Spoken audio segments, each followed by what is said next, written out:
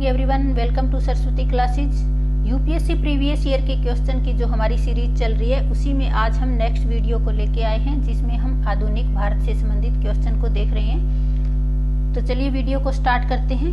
हमारा first question है, Congress party की कट्टरपंथी नेताओं के समूह के प्रमुख नेताओं में से एक जवाहरलाल नेहरू ने इंडिपेंडेंस फॉर इंडियन लीग की स्थापना निम्न में से किसके विरोध में की थी?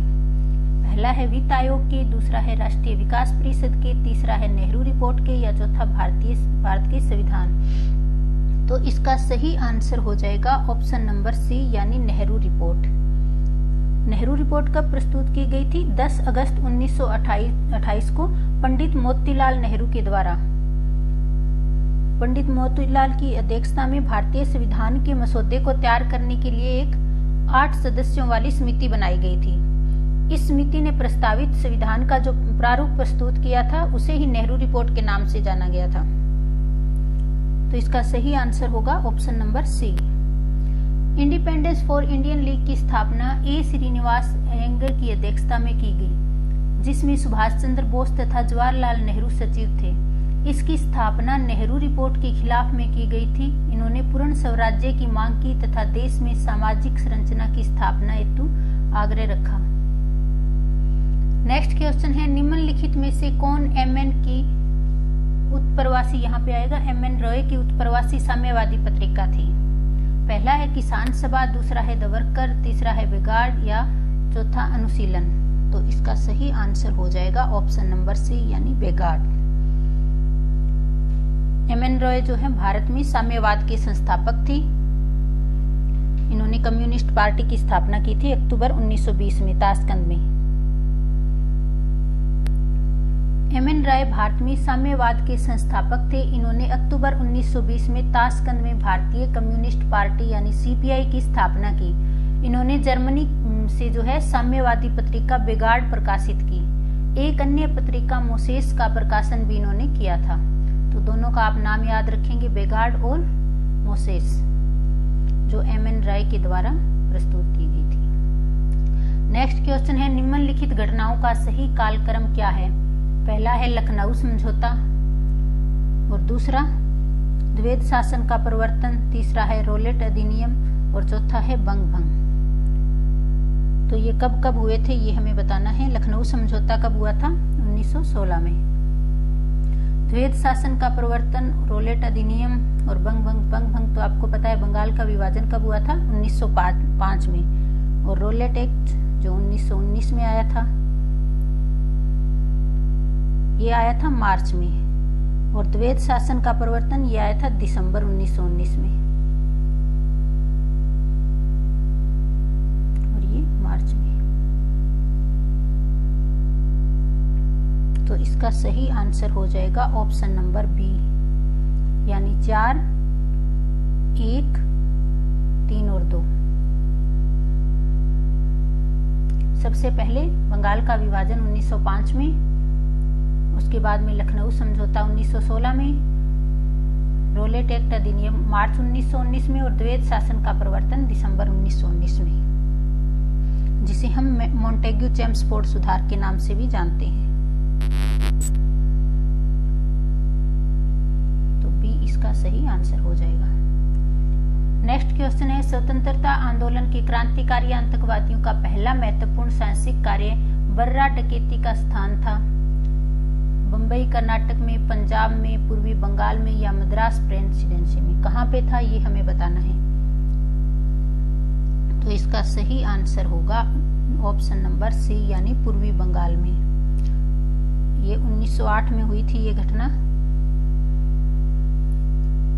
1908 में बर्रा डकैती पूर्वी बंगाल में पुलिन दास के नेतृत्व में ढाका अनुशीलन समिति के युवकों ने डाली थी। नेक्स्ट क्वेश्चन है, महात्मा गांधी ने 1930 में सविनय अवज्ञा आंदोलन का आरंभ किया था? सेवाग्राम से, डांडी से, साबरमती से, या वर्धा से? तो इसका सही आंसर हो जाएगा ऑप्शन नंबर सी। कहां से किया था? साबरमती से। 12 मार्च 1930 से स्टार्ट होकर कब से कब तक चला था ये? 6 अप्रैल 1930 तक।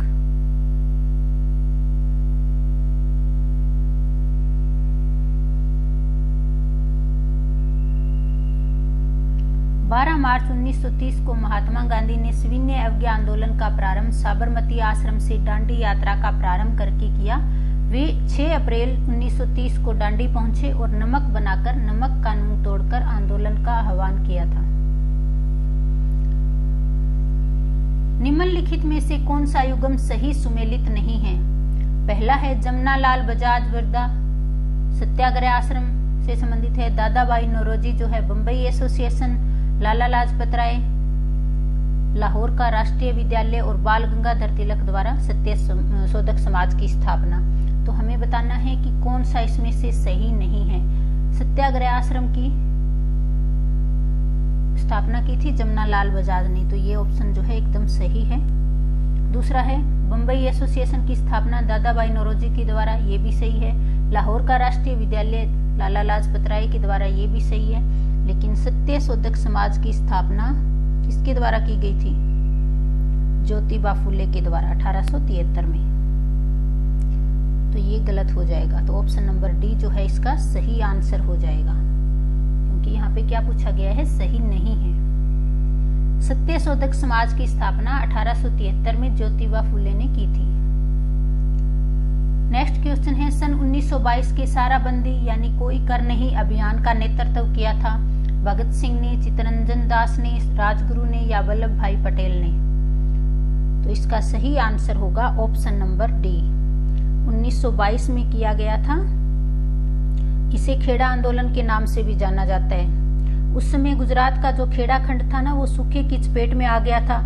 इसके फलस्वरूप किसानों ने क्या किया? ब्रिटिश सरकार से जो कर है उसको माफ करने का आग्रह किया, लेकिन उसमें छूट देने का आग्रह किया था, लेकिन ब्रिटिश सरकार ने उसे अस्वीकार कर दिया। उसके पश्चात जो है पटेल ने कर मत दो का नारा दिया और ब्रिटिश को ये मानना पड़ा था। इसे ही कोई कर नहीं यानी साराबंदी अभियान का नाम दिया गया। साराबंदी अभियान का नेतृत्व वल्लभ भाई पटेल ने गुजरात में किया था। नेक्स्ट क्वेश्चन है भारत के लिए संविधान की रचना हेतु संविधान सभा का विचार निम्नलिखित में से सर्वप्रथम किसने प्रस्तुत किया था? स्वराज पार्टी ने 1934 में, कांग्रेस पार्टी ने 1936 में, मुस्लिम लीग ने 1942 में या सर्वदल सम्मेलन ने 1946 में? तो भारत के लिए संविधान सभा की रचना हेतु संविधान सभा का विचार किसने प्रस्तुत किया? तो इसका सही आंसर हो जाएगा ऑप्शन नंबर ए यानी स्वराज पार्टी ने 1934 में किया था।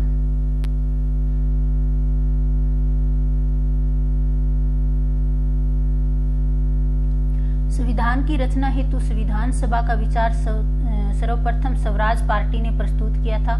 स्वराज पार्टी की स्थापना 1923 में चित्तरंजन दास एवं मोतीलाल नेहरू के द्वारा की गई थी। असहयोग आंदोलन वापस लेने के कारण कुछ नेता जो है असंतुष्ट हो गए थे और उन्होंने इलाहाबाद में स्वराज पार्टी की स्थापना की थी 1923 में। नेक्स्ट क्वेश्चन है पहला कथन दिया गया है कि स्वतंत्र भारत में ब्रिटेन की प्रभुता बनी रही, और दूसरा कारण है कि स्वतंत्र भारत के अंतिम जो है गवर्नर जनरल की नियुक्ति ब्रिटेन के प्रभुता संपन्न शासन ने की थी। तो पहला स्टेटमेंट तो बिल्कुल गलत हो जाएगा कि स्वतंत्र भारत में ब्रिटेन की प्रभुता बनी रही, और दूसरा जो स्टेटमेंट है वो सही हो जाएगा। इसलिए इसका सही आंसर हो जाएगा ऑप्शन नंबर डी यानी ए गलत है किंतु आर जो है सही है। भारत के अंतिम गवर्नर जनरल की नियुक्ति ब्रिटेन के प्रभुता संपन्न शासन ने की थी। स्वतंत्रता के बाद भारत में ब्रिटिश प्रभुता समाप्त हो गई और भारत एक प्रभुता संपन्न देश बन गया, और भारत के अंतिम गवर्नर जनरल थे सी राजगोपालाचारी। नेक्स्ट क्वेश्चन है निम्नलिखित में से कौन दादा भाई नौरोजी के उच्चारण सिद्धांत में विश्वास नहीं रखता था? बाल गंगाधर तिलक, आर.सी. दत्त, एम.जी. रोनाडे या सर सैयद अहमद खान? उच्चारण सिद्धांत का मतलब है यहाँ पे धन का निष्कासन, ड्रेन थ्योरी। तो इसका सही आंसर होगा ऑप्शन नंबर डी यानी सर सैयद अहमद खान जो है उनके इस विचार से सहमत नहीं थे। सर सैयद अहमद खान दादा भाई नौरोजी के उत्सारण सिद्धांत यानी धन निष्कासन में विश्वास नहीं करते थे। दादा भाई नौरोजी ने धन निकासी यानी उत्सारण सिद्धांत की व्याख्या अपनी किताब poverty and British rule in India में की है। इन्होंने इसमें बताया है कि अंग्रेज किस प्रकार से जो है भारत के धन को लूटकर ब्रिटेन ले जा रहे थे। तो इस पुस्तक का नाम आप याद रखेंगे, poverty and British rule in India. किसके द्वारा लिखी गई है? दादा भाई नौरोजी के द्वारा। नेक्स्ट क्वेश्चन है, B.R. अम्बेडकर का संविधान सभा में निर्वाचन हुआ था पश्चिम बंगाल से, बंबई प्रेसिडेंसी से, तत्कालीन मध्य भारत से या पंजाब से? अम्बेडकर जो है बंबई प्रेसिडेंसी के प्रतिनिधि थे, लेकिन इनका संविधान सभा में कहां से चुने गए थे? पश्चिम बंगाल से इनका निर्वाचन हुआ था। तो ऑप्शन नंबर ए ही इसका सही आंसर हो जाएगा। ये बंबई प्रेसिडेंसी के प्रतिनिधि थे, परंतु ये पश्चिम बंगाल की संवैधानिक सभा में चुने गए। नेक्स्ट क्वेश्चन है, the anarchical and revolutionary crime act 1919 को सामान्य बोलचाल की भाषा में कहा जाता है? Rowlatt Act, Pitts India Act या फिर इंडियन आर्म्स एक्ट या इल्बर्ट बिल? तो इसका सही आंसर क्या हो जाएगा? रोलेट एक्ट 1919 में जो आया था, the anarchical and revolutionary crime act 1919 को रोलेट एक्ट भी कहा जाता है। इसे काला कानून भी कहा जाता है। इस कानून के तहत क्या था कि जो ब्रिटिश सरकार का उनको अधिकार प्राप्त हो गया कि वह किसी भी भारतीय अदालत में बिना मुकदमा चलाए उसे जेल में बंद कर सकती है, इसीलिए इसे काला कानून कहा गया था। रोलेट एक्ट 1919 में, the anarchical and revolutionary crime act और पिट्स इंडिया एक्ट आया था 1784 में, इंडियन आर्म्स एक्ट आया था 1878 में और इल्बर्ट बिल आया था 1883-84 में। नेक्स्ट क्वेश्चन है, 1930 से 32 ईस्वी की अवधि में भारत और ब्रिटेन के राजनेताओं की लंदन में बैठक का प्राय प्रथम, द्वितीय और तृतीय गोलमेज सम्मेलन के रूप में उल्लेख किया जाता है। उनका उसी रूप में उल्लेख गलत होगा, क्योंकि जैसे हम कहते हैं कि 1930, 31, 32 में जो 3 गोलमेज सम्मेलन हुए थे, हम इन्हें 3 गोलमेज सम्मेलन कहते हैं, लेकिन उसी रूप में ये गलत हैं, क्योंकि इनमें 2 राष्ट्रीय कांग्रेस में भाग नहीं लिया था, इसलिए हम इन्हें तीनों को गोलमेज सम्मेलन एक ही नहीं कह सकते। या फिर दूसरा है, भारतीय राष्ट्रीय कांग्रेस को छोड़कर जिन भारतीय दलों ने भाग लिया उन्होंने पूरे भारत का नहीं बल्कि वर्गीय हितों का प्रतिनिधित्व किया। तीसरा है, ब्रिटेन की लेबर पार्टी सम्मेलन के बीच में ही हट गई थी और सम्मेलन की कार्यवाही पक्षपातपूर्ण हो गई थी। या चौथा है कि ये 3 अलग अलग सम्मेलन नहीं थे, अपितु यह एक ही सम्मेलन की अवस्था थी जो 3 सत्रों में संपन्न हुई थी। तो इसका सही आंसर हो जाएगा ऑप्शन नंबर डी। जो 1930, 31, 32 में गोलमेज सम्मेलन जो हुए थे, जिसमें तीनों में कांग्रेस ने भाग नहीं लिया था। प्रथम गोलमेज सम्मेलन लंदन में 1930-31 में आयोजित किया गया। इसमें कांग्रेस ने भाग नहीं लिया, अतः ये सम्मेलन बिना किसी परिणाम के समाप्त हो गया। तत्पश्चात द्वितीय तथा तृतीय सम्मेलन का आयोजन करना पड़ा, यानी एक ही सम्मेलन के ये भाग थे। पहला जो है बिना किसी परिणाम के समाप्त हो गया था। निम्नलिखित में से कौन कांग्रेस समाजवादी दल का प्रमुख नेता था? एम.एन. रॉय, गणेश शंकर विद्यार्थी, पट्टम तालू पिल्ले या आचार्य नरेंद्र देव? तो इसका सही आंसर होगा आचार्य नरेंद्र देव जो है कांग्रेस समाजवादी दल के प्रमुख नेता थे। कांग्रेस समाजवादी पार्टी की स्थापना हुई थी 1934 में। कांग्रेस में समाजवादी विचारधारा के सर्वप्रमुख प्रेरणा के प्रतीक कौन थे? जवाहरलाल नेहरू और सुभाष चंद्र बोस, जिसमें जयप्रकाश नारायण, फूलन प्रसाद वर्मा, राम मनोहर लोहिया, कुछ अन्य नेता भी थे जिन्होंने मिलकर समाजवादी पार्टी की स्थापना की थी। कांग्रेस समाजवादी पार्टी की स्थापना 1934 में जे.पी. नारायण, आचार्य नरेंद्र देव, वसावन सिंह तथा योगेंद्र शुक्ला द्वारा की गई। नेक्स्ट क्वेश्चन है, कूट का प्रयोग करते हुए सूची सही उत्तर का चयन कीजिए। एक तरफ हमें सूची 1 दी गई है, दूसरी तरफ 2। एक तरफ जो दिए गए हैं कुछ लेखकों के नाम और दूसरी तरफ कुछ बुक्स के नाम दिए गए हैं, हमें बताना है कि कौन सी बुक किसके द्वारा लिखी गई है। तो हिंद स्वराज किसके द्वारा लिखी गई थी? महात्मा गांधी के द्वारा। द इंडियन स्ट्रगल ये लिखी गई थी सुभाष चंद्र बोस के द्वारा। ऑटोबायोग्राफिक्स राइटिंग्स यानी आत्मचरित्रात्मक रचनाएं, ये किसकी रचना थी? ये थी लाला लाजपत राय की। और a nation in making Surendra Nath Banerjee की। तो इसका सही आंसर क्या होगा? ए का 4, बी का 1। तो ये दो तो वैसे ही गलत हो जाएंगे, इन दोनों में से रहेगा। सुभाष चंद्र बोस की द इंडियन स्ट्रगल यानी सी का 2, तो ऑप्शन नंबर सी इसका सही आंसर हो जाएगा। निम्नलिखित व्यक्तित्व एवं उनसे संबंधित पुस्तक का सही सुमेलन इस प्रकार है। व्यक्तित्व और पुस्तक: Surendra Nath Banerjee a nation in making, M K Gandhi Hind Swaraj, Subhash Chandra Bose Indian struggle और लाला लाजपत राय की ऑटोबायोग्राफिक्स राइटिंग्स। नेक्स्ट क्वेश्चन है, जवाहरलाल नेहरू के विषय में निम्नलिखित कथनों पर ध्यान दीजिए। वे 1947 ईस्वी में कांग्रेस दल के अध्यक्ष थे। दूसरा है, उन्होंने संविधान सभा की अध्यक्षता की। और तीसरा है, भारत की स्वतंत्रता से पूर्व उन्होंने संयुक्त प्रांत में प्रथम कांग्रेस मंत्रिमंडल बनाया था। 1947 में कांग्रेस दल के अध्यक्ष कौन थे? जेपी कृपलानी। तो पहला तो गलत हो जाएगा। दूसरा है, उन्होंने संविधान सभा की अध्यक्षता की। तो 1947 में संविधान सभा की अध्यक्षता किसने की थी? डॉक्टर राजेंद्र प्रसाद ने। तो ये भी गलत हो जाएगा। और तीसरा है, संयुक्त प्रांत में प्रथम कांग्रेस मंत्रिमंडल किसके द्वारा बनाया गया था? किसकी अगुवाई में हुआ था? ये हुआ था गोविंद वल्लभ पंत की। तो तीसरा भी गलत हो जाएगा। तो इसमें से कोई भी जो है सही नहीं है। ऑप्शन नंबर डी इसका सही आंसर हो जाएगा। आचार्य जे.बी. कृपलानी 1947 में कांग्रेस पार्टी के अध्यक्ष थे। 1947 में संविधान सभा की अध्यक्षता डॉक्टर राजेंद्र प्रसाद ने की थी। संयुक्त प्रांत में प्रथम कांग्रेस मंत्रिमंडल गोविंद वल्लभ पंत की अगुवाई में भारत की स्वतंत्रता से पूर्व निर्मित हुआ था। तो ऑप्शन नंबर डी इसका सही आंसर हो जाएगा। नेक्स्ट क्वेश्चन है, कैबिनेट मिशन योजना के विषय में निम्नलिखित में से कौन सा विकल्प जो है सही नहीं है? तो पहला है प्रांतीय समूहीकरण, दूसरा भारतीय सदस्यों वाला अंतरिम मंत्रिमंडल, और तीसरा है पाकिस्तान की स्वीकृति या संविधान निर्माण का अधिकार। कौन सा जो है सही नहीं है, ये हमें बताना है। तो कैबिनेट मिशन कब आया था? वर्ष 1946 में आया था। और इसके उद्देश्यों में क्या क्या शामिल थे?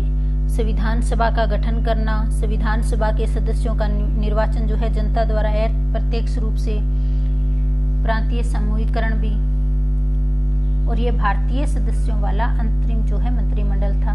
लेकिन इसमें पाकिस्तान की स्वीकृति से संबंधित कोई भी ऐसा प्रावधान नहीं था। तो इसका सही आंसर क्या हो जाएगा? ऑप्शन नंबर सी, यानी पाकिस्तान की स्वीकृति से संबंधित कोई विकल्प इसमें नहीं था। कैबिनेट मिशन ने एक अलग व स्वतंत्र पाकिस्तान की मांग को खारिज कर दिया, क्योंकि पाकिस्तान की सीमा क्षेत्र में उत्तर पश्चिम यानी जो फिलहाल में पाकिस्तान वाला एरिया है उसमें 38% गैर मुस्लिम तथा उत्तर पूर्व यानी जो फिलहाल का वर्तमान का जो बांग्लादेश है उसमें 48% गैर मुस्लिम जनता निवास कर रही थी। नेक्स्ट क्वेश्चन है, सूची 1 को सूची 2 से सम्मिलित कीजिए तथा सूचियों के नीचे दिए हुए कूट का प्रयोग करते हुए सही उत्तर का चयन कीजिए। अभिनव भारत समाज, अनुशीलन समिति, गदर पार्टी और स्वराज पार्टी। हमें बताना है कि इनमें से इनकी स्थापना किस किसने की थी।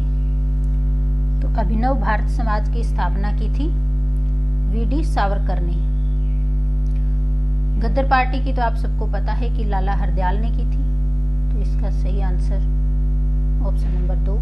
और स्वराज पार्टी की स्थापना सी.आर. दास के द्वारा अभी हमने बात की थी, जवाहरलाल नेहरू और सी.आर. दास उसमें थे। 1923 में इसकी स्थापना हुई थी। और अनुशीलन समिति श्री अरविंदो घोष। अभिनव भारत समाज की स्थापना हुई थी 1904 में। अनुशीलन समिति की 1907 में, गदर पार्टी की 1913 में और स्वराज पार्टी की 1923 में। तो इसका सही आंसर हो जाएगा ऑप्शन नंबर डी। निम्नलिखित संगठन एवं उसके संस्थापक इस प्रकार हैं। अभिनव भारत वी.डी. सावरकर 1904 में की थी। अनुशीलन समिति की स्थापना अरविंद घोष ने 1907 में की थी। गदर पार्टी की स्थापना लाला हरदयाल ने 1913 में की थी। स्वराज पार्टी की स्थापना सी.आर. दास ने 1923 में की थी। नेक्स्ट क्वेश्चन है, सूची 1 को सूची 2 से सुमेलित कीजिए तथा सूचियों के नीचे दिए हुए कूट का प्रयोग करते हुए सही उत्तर का चयन कीजिए। व्हाइट हॉल से सांप्रदायिक पंचायत की घोषणा कब हुई थी?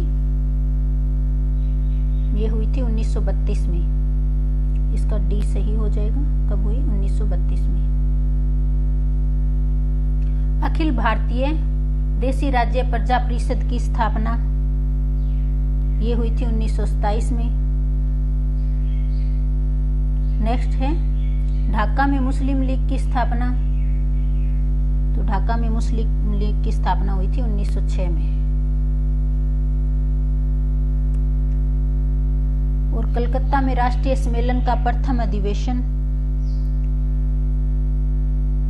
ये हुआ था 1883 में।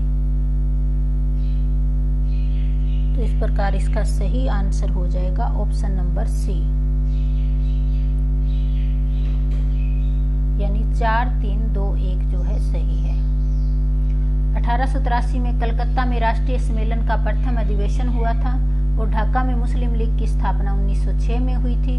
अखिल भारतीय देसी राज्य प्रजा परिषद की स्थापना 1927 में हुई थी और व्हाइट हॉल में सांप्रदायिक पंचायत की घोषणा 1932 में हुई थी। तो ऑप्शन नंबर सी इसका सही आंसर हो जाएगा। नेक्स्ट क्वेश्चन है, नीचे दिए गए कथनों पर विचार कीजिए। असहयोग आंदोलन के फलस्वरूप कौन कौन सी घटनाएं हुई थी ये मैं बताना है। कांग्रेस सर्वप्रथम जन आंदोलन बनी थी। हिंदू मुस्लिम एकता में वृद्धि हुई थी। जनता के मन में ब्रिटिश शक्ति का भय हट गया था। और चौथा है ब्रिटेन की सरकार भारतीयों को राजनीतिक रियायतें देने को राजी हुई थी। तो पहला गलत हो जाएगा कि कांग्रेस सर्वप्रथम जन आंदोलन बनी थी। दूसरा हिंदू मुस्लिम एकता में वृद्धि हुई थी, ये स्टेटमेंट बिल्कुल सही है क्योंकि उस टाइम जो है खिलाफत आंदोलन जो चल रहा था उसमें कांग्रेस ने बढ़ चढ़ के भाग लिया। तो इससे क्या हुआ? हिंदू मुस्लिम एकता जो है दोनों में वृद्धि हुई थी। जनता के मन में ब्रिटिश शक्ति का भय हट गया था, ये स्टेटमेंट भी बिल्कुल सही है। तीसरा है ब्रिटेन की सरकार भारतीयों को राजनीतिक रियायतें देने को राजी हुई, ये गलत है क्योंकि असहयोग आंदोलन 1922 में जो चोरा चोरी की घटना हुई थी उसके कारण वापस ले लिया गया था। तो इसका सही आंसर हो जाएगा कि 2 और 3 जो है सही है। ऑप्शन नंबर बी इसका सही आंसर हो जाएगा। असहयोग तथा खिलाफत आंदोलन 1920 में प्रारंभ हुए थे। इसमें हिंदू मुस्लिमों की भारी संख्या में भागीदारी हुई क्योंकि दोनों आंदोलन एक साथ हो गए और इन्होंने अहिंसा व असहयोग का रास्ता चुना। इसके साथ ही जनता के मन में ब्रिटिश शक्ति का भय हट गया। तो आज की हमारी वीडियो यहीं पे समाप्त होती है। नेक्स्ट वीडियो में फिर मिलेंगे, तब तक के लिए धन्यवाद।